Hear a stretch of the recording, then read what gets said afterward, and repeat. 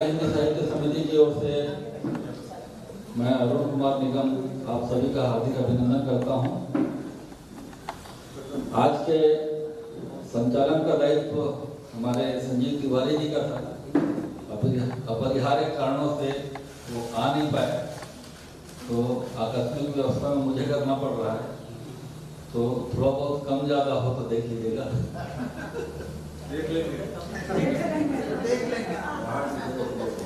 बिना किसी औपचारिकताओं के मैं कार्यक्रम प्रारंभ करता हूँ। मंच पे मैं आमंत्रित कर रहा हूँ आज के मुख्य अतिथि प्रदीप वर्मा जी को। कृपया मंच पर आकर स्थान बलराम चंद्राकर जी से अनुरोध है दोनों मंच तक पहुँचाए। इसके साथ ही गुप्ता जी, संजय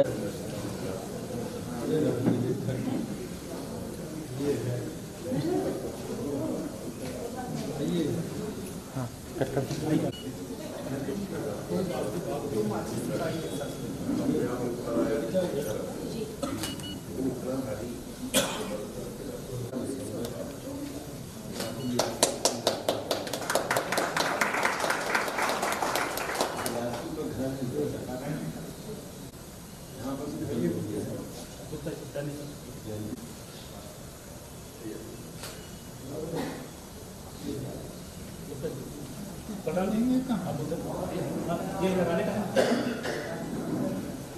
बटन दिया हाँ कहाँ पर दिया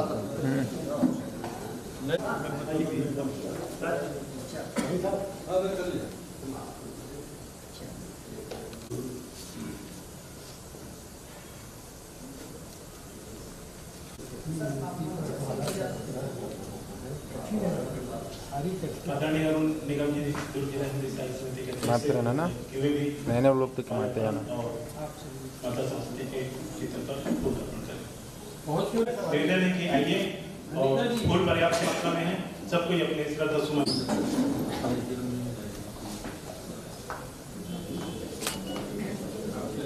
होल्ड कर ले बस। रुक जाना।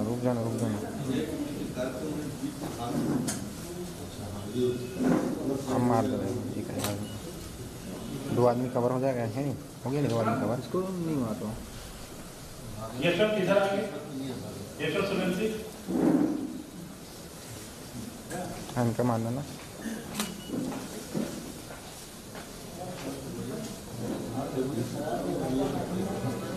जल्दी चले गए जाना तो सबको। पूरे छत्तीसगढ़ के लिए यह एक प्रत्याशित घटना थी।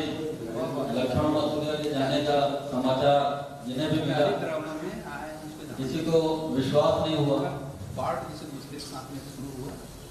सोनी जी कि हमारे बीच में कविता वासनिक जी के श्रीमान जी विवेक वासनिक जी मौजूद हैं। आप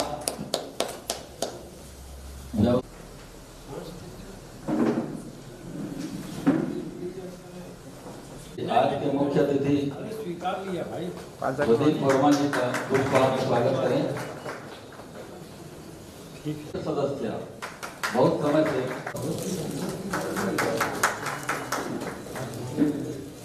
दशा बदल उस दौर की कवियत्री और गायिका के बीच में है। मैं उनका पुष्पगुच्छ से स्वागत करें।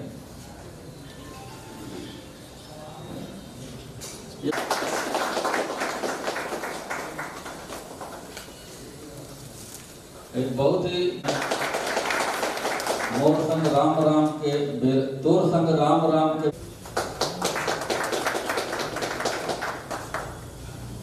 चलो। लेकिन उनके साथ इस बात का भी दुख है कि आज यहाँ संख्या इतनी कम दिख रही। जमाने में रिश्ते नाते प्रेम भाव श्रद्धा सब दरकिनार हो गई। लंबी पारियां किसी को खेलने नहीं देंगी। जो लंबी पारियां हमारे जिन्हें कई युगों तक याद रखा जा सकता है। ये शॉर्टकट का जमाना है। तो तबला वादक चंदनी गोंदा के हर्ष मेश्राम जी भी हमारे बीच में हैं। स्वागत की कड़ी के बाद जो पुराने साहित्यकार थे, यह बहुत उनके साथ निजी संस्मरण प्रस्तुत करेंगे और उसके तुरंत बाद ही हमारा एक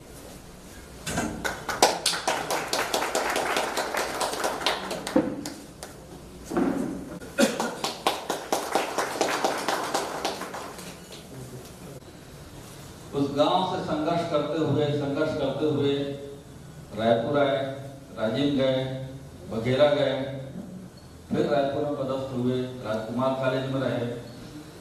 उनका ये संघर्ष अंत तक समाप्त नहीं हुआ। ये संघर्ष उनके निजी जीवन का नहीं था।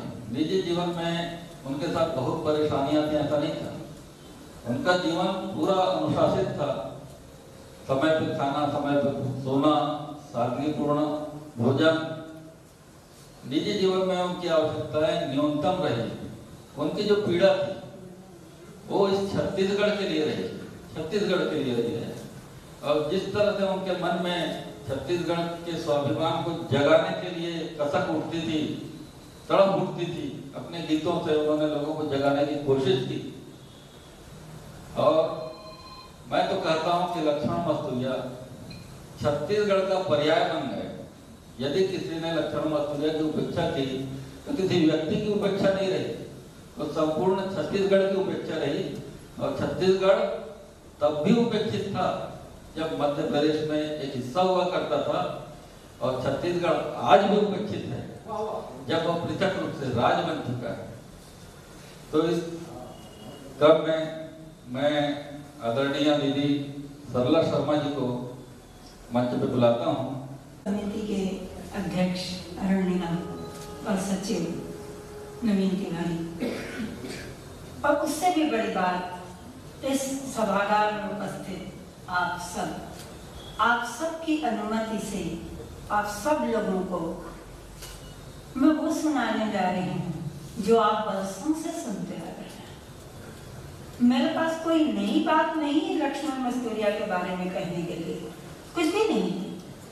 लक्ष्मण मस्तूरिया एक अत्यंत साधारण आदमी था, बहुत साधारण सा आदमी था, जैसा कि अभी अरुण निगम ने बताया। तो साधारण से आदमी के बारे में उससे भी साधारण मैं क्या बोलूं, पर बोलने के विवश इसलिए हूं कि उनका जाना असाधारण था। असाधारण क्यों था? क्योंकि एक सांस्कृतिक जागरण का जुझारू सिपाही चला गया। कौन लड़ेगा छत्तीसगढ़ की संस्कृति के लिए? कौन छत्तीसगढ़ की माटी की सुगंध को बाहर तक फैलाएगा? और कौन चिर युवा गीतकार एक बार जिस अपने हाथ में बांसुरी रखेगा और दूसरे हाथ में क्रांति का शंखनाद करने के लिए शंख रखेगा? ऐसा कौन कभी होगा मेरे यहाँ इस छत्तीसगढ़ में? वो असाधारणता आज मुझको कुछ बोलने पर विवश करती है। कवि थे, गीतकार थे, आप सब जानते हैं, परंतु साहित्य एक पक्षीय नहीं होता। साहित्य उभय पक्षी होता है। जब तक गद्य और काव्य का समायोजन सही ढंग से न हो, हम किसी को साहित्यकार नहीं कहते। या तो लेखक कहेंगे या कवि कहेंगे। जब हम किसी को साहित्यकार कहते हैं, इसका मतलब कि उसने कविता और गद्य, कविता, कहानी, उपन्यास सब लिखा, तो वो साहित्यकार हुआ। लक्ष्मण मस्तूरिया के गीतकार रूप को तो आप सब जानते हैं, अभी और जानेंगे, परंतु उनका एक रूप और भी था। कभी आप उनका निबंध संग्रह पढ़ के देखिए, माटी का है कुम्हार से। छोटे छोटे निबंध हैं, कोई भारी भरकम 10 पेज 12 पेज के निबंध नहीं है, बहुत छोटे छोटे निबंध हैं, परंतु वो निबंध आम आदमी को जगा देने के लिए है। जो काम उन्होंने एक कवि के रूप में किया, एक गीतकार के रूप में किया, कहीं न कहीं वो कीड़ा, वो क्रांति का कीड़ा, वो क्रांति की अगिन कीड़ा बोलते हैं हम लोग छत्तीसगढ़ी में, वो क्रांति की अगिन कीड़ा जो उनके मनोमस्तिष्क में थी लक्ष्मण वस्तुलिया की, उसके दर्शन हमको माटी रहे को वहां से निबंध संग्रह में मिलता है। इसके अलावा वो एक अच्छे पत्रकार थे, अच्छे संपादक थे। 10 साल पहले की बात है, उन्होंने लोकसुर नामक पत्रिका निकालनी शुरू की थी और उस पत्रिका में बहुत महत्वपूर्ण बातें, बहुत महत्वपूर्ण व्यक्तियों का संस्मरण और परिचय और ये सब देते रहे। एक दिन मैंने उनसे पूछा कि क्या बात है भाई, लोकसुर के आपका आगामी अंक नहीं आया? बोले रुको ना, रुकना बहिनी, थोड़ा रुक, थोकन समेट लो, थोकन सहेज लो, तेकर बाद फिर निकाल हम लोग सुन। वो समेटने चला गया कि सहेजने चला गया? वो खुद को समेटने सहेजने चला गया कि हमारी रुचि को, हमारे साहित्यिक यात्रा को, हमारे गीत सुनने की इच्छा को किसको समेटने चला गया? जब जाऊंगी उसके पास तो पूछूंगी जरूर। आज चिन्ह रे देसी विदेशी माया प्रेम, कौन स्वदेशी है और कौन परदेशी है इसे पहचानता नहीं है। प्रेम तो प्रेम है। माया के मोल न तोड़, माया को न तोड़ा जा सकता, न उसका कोई मूल्य है, अमूल्य है प्रेम। जात विजात नहीं जाने रे माया, प्रेम की कोई जात नहीं होती। रैदास को भी प्रेम करने का अधिकार है, कबीर को भी प्रेम करने का अधिकार है, मीरा को भी पैर में घुंघरू बांध के नाचने का अधिकार है। तो प्रेम को आप किस जाति में विभाजित करेंगे? प्रेम की कोई जाति नहीं होती। ये है लक्ष्मण वस्तुलिया। माया जात विजात ने जाना रे माया, और माया मायारू के बोल। वो जो मायारू है, जो प्रेम पात्र है, उसकी वाणी, उसकी भाषा, उसकी बोली, वही उसकी विशेषता है। और सुरबाजों, कौन सुरबाजों रे मैं घुन नहीं कर सकती। बांसुरी हूं पर उसमें घुन लग गया है। सुनी जरा आई जावे मोर गौतरिया, गौतरिया जो परदेश चला गया है। मैं ऐसा कौन सा सुर, किस सुर में मैं बजूं, कौन सी राग रागनी निकालूं? क्यों? क्योंकि विरह का घुन मेरे शरीर में लग गया है और 7 सुरों की रागनी तो बिखर बिखर जा रही है। तो मैं किस सुर में बुलाऊं उसको कि वो मेरा परदेशी लौट के आ जाए। बीते छिन रात दिन आंखें आंखें झूठे, ये विरह की एक स्थिति है जिसे कहते हैं स्मरण। ये स्मरण है, याद कर रहे हैं कि बीते दिन उनको याद आ रहे हैं। काला में गुहारा कौन मोर सुनते। यहाँ पर लक्ष्मण वस्तुलिया के शब्द विन्यास की तारीफ कीजिए आप। क्यों? गोहराना। किसी से बोलती नहीं वो, थाने में जाकर रपट नहीं लिखवा देती, न वकील के पास जाकर के नालिश ठोक देती है मेरा पति छोड़ कर चला गया, मुझको तलाक चाहिए और मुझको उसकी जायदाद में से इतना हिस्सा चाहिए। नहीं, वो गोहराती है। गोहराना क्या है? थोड़ी सी शिकायत, थोड़ा सा दुख, थोड़ा सा पाने की आशा, पुनर्प्राप्ति की आशा, ये सब का मिला जुला स्वरूप है वो गोहराना कहलाएगा। गौ गुहार हम लोग छत्तीसगढ़ी बोलते हैं। तो काला में गोहरावा कागज कर जाके अपन दुख ले बताओ भाई, कौन मोर सुनते। काबर पानी मांझ माढ़े ढेला, एक एक शब्द पर ध्यान दीजिएगा। पानी मांझ माढ़े ढेला, कहावत है कोरे कोर घुलते। इन शब्दों पर ध्यान दीजिएगा। मनुष्य का जीवन, जीवन प्रवाह, जीवन सरिता, भवसागर कहते हैं, है ना? उसमें और महिला का जीवन है। हम शरीर को मिट्टी की काया का, माटी की काया कहते हैं ना। और कितनी बड़ी विवशता है जिंदगी को जीने की, कितना बड़ा दर्द है, कभी आपने समझा? अरे मर गए, बागी मर जाए भैया, फांसी में झूला, ट्रेन में कूद जा, जहर खा ले, तो जिंदा को एक नई ऊंचाई देता है। दूसरा दूसरी बात, एक चिंता उसको और भी है। क्या चिंता है? अरे भाई मेरे, तुम तो जाके परदेश में किसी और के मन में बस गए, और दुनिया में पर उंगली उठा के पूछेगी, मैं क्या जवाब दूंगी? किसे अपना दुख सुनाऊंगी? ये किसे दोहराऊंगी? वैरागी है ये, वैराग्य में ना हो जाए। अब बोलेंगे कैसे बात हो रही है? हाँ सही कह रही। श्रृंगार की चरम परिणति है वैराग्य। आप लोग महल देवर, पैसा रुपया, बहुत प्यार, बहुत सुंदरी रानी, और उन्होंने एक किताब लिखी जिसका नाम हुआ श्रृंगार शतक। 100 श्लोक लिखे सारे श्रृंगार के, और उसके बाद बोलता है वैराग्य, और तब उन्होंने वैराग्य लिया। और उसके बाद जो ग्रंथ उन्होंने लिखा जिसका नाम है वैराग्य शतक, दोनों रूप। तो श्रृंगार जब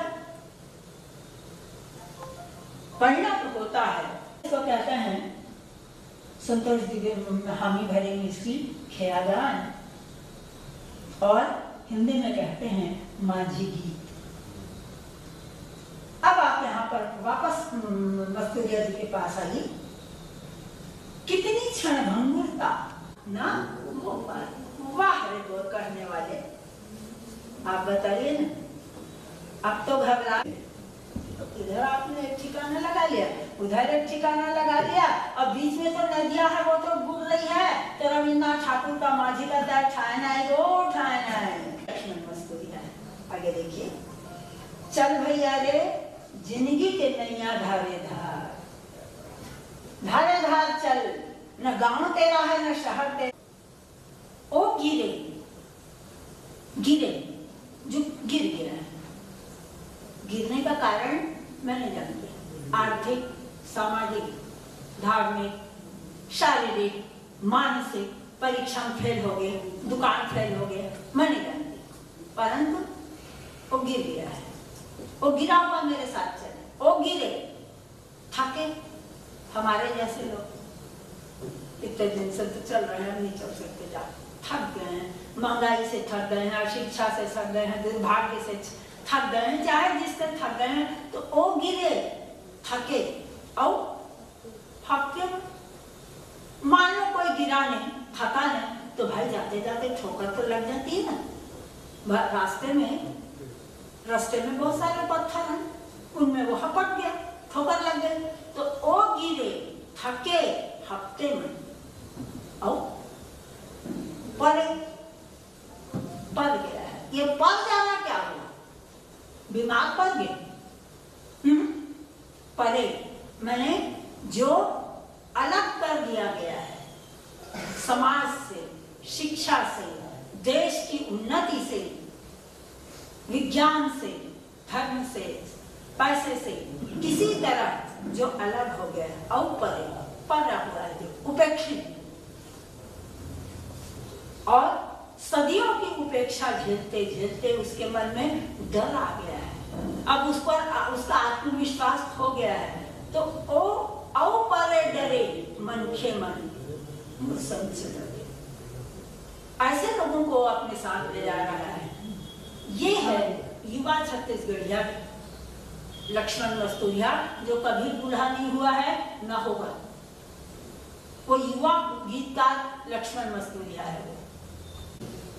ये सही है कि लक्ष्मण मस्तूरिया के जो गीत हम लोगों ने आनंद के रूप में सुना है, कभी गीत के एक एक शब्द के अर्थ को जानने की कोशिश नहीं की।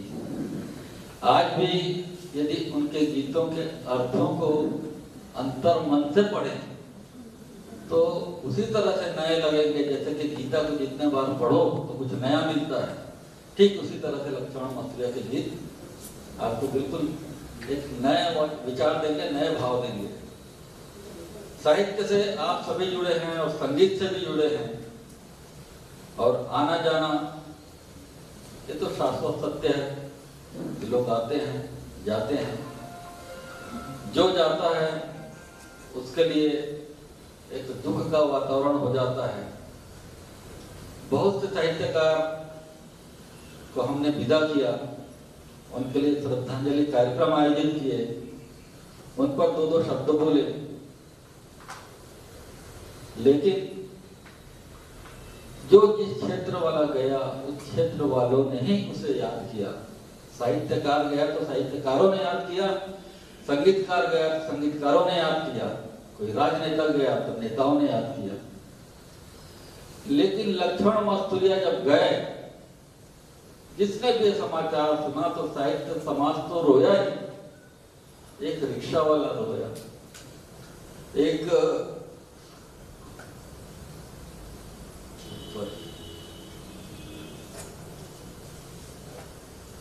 सब्जी वाली, अरे लक्ष्मण मास्तुरिया वो गाड़ी वाला वाले, यानी छोटा से छोटा आदमी, छोटा से छोटा व्यक्ति, उनके दिल में समाये हुए थे लक्ष्मण मास्तुरिया, उनके गीत।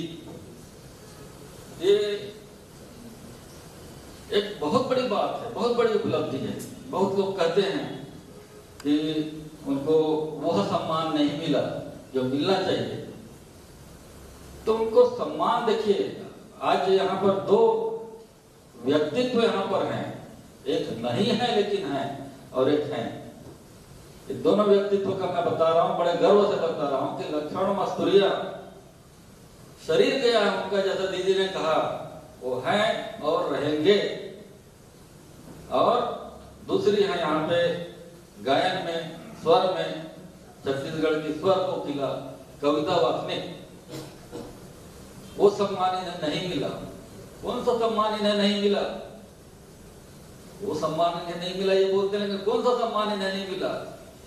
जब पद्मश्री, पद्म विभूषण जब किसी को मिलता है तो कलाकार और व्यक्ति सम्मानित होता है। और ये ऐसे व्यक्तित्व हैं कि इन्हें यदि मिल जाए तो पद्मश्री सम्मानित हो जाए, पद्मश्री सम्मानित हो जाए। इसलिए इन्हें सम्मान की जरूरत नहीं है। हमने आज तक नहीं सुना है कि कबीरदास को कोई सम्मान मिला था, तुलसीदास को कोई सम्मान मिला था। वो भी आज हमारे दिलों में समाये हुए हैं। तो यह है कि सम्मान की परिभाषाएं बदल गई हैं। इस विषय में आप लोग सभी जागरूक हैं, जान रहे हैं।